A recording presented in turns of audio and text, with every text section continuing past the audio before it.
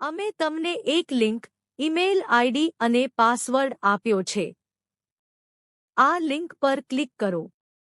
પછી તમારી આઈડી અને પાસવર્ડ કોપી પેસ્ટ કરીને લોગિન કરો.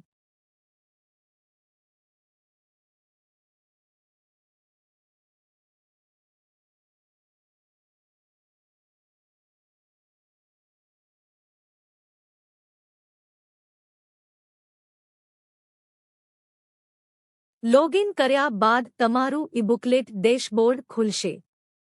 તેમાં તમને તમે પસંદ કરેલી ઈબુકલેટ દેખાશે. તે ઈબુકલેટ પર વ્યૂ પીડીએફ બટન પર ક્લિક કરો.